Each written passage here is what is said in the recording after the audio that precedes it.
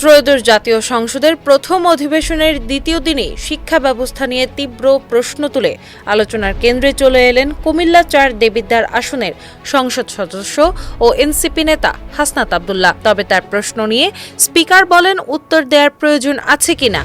এমন মন্তব্য করায় সংসদে তৈরি হয় অস্বস্তিকর পরিবেশ এবং নতুন বিতর্কের সূত্রপাত হয়। রোববার ১৫ মার্চ বেলা ১১টায় সংসদের বৈঠক শুরু হলে প্রশ্নোত্তর পর্বে শিক্ষামন্ত্রীর উদ্দেশ্যে কথা বলেন হাসনাত আব্দুল্লাহ। তিনি সরাসরি জানতে চান, প্রাথমিক বিদ্যালয়ের ভর্তির ক্ষেত্রে লটারির পদ্ধতি চালু রেখে সরকার কি মেধাবী শিক্ষার্থীদের সুযোগ থেকে বঞ্চিত করছে। তার ভাষায়, আমরা কি ভর্তি পদ্ধতি পরিবর্তন করব নাকি লটারির মাধ্যমে ভর্তি নিয়ে মেধাকে সবসময় দমিয়ে রাখব।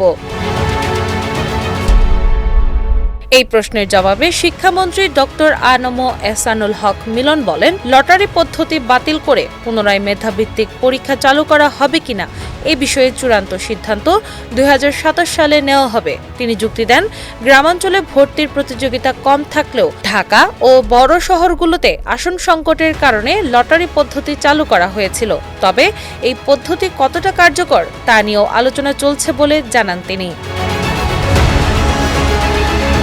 তবে এখানেই থামেননি হাসনাত। তিনি দেশের শিক্ষা ব্যবস্থার ৩টি ধারা ইংরেজি মাধ্যম, বাংলা মাধ্যম ও মাদ্রাসা শিক্ষা নিয়ে তীব্র প্রশ্ন তোলেন। তার অভিযোগ, অর্থনৈতিক সক্ষমতার ভিত্তিতেই এখন শিক্ষার ধরন নির্ধারিত হচ্ছে। যারা টাকা দিতে পারে তারা ইংরেজি মাধ্যম কিনছে, যারা পারে না তারা সাধারণ শিক্ষা নেয়, আর যারা সেটাও পারে না তারা মাদ্রাসা শিক্ষা বেছে নিচ্ছে। সংসদে এমন মন্তব্য করেন তিনি।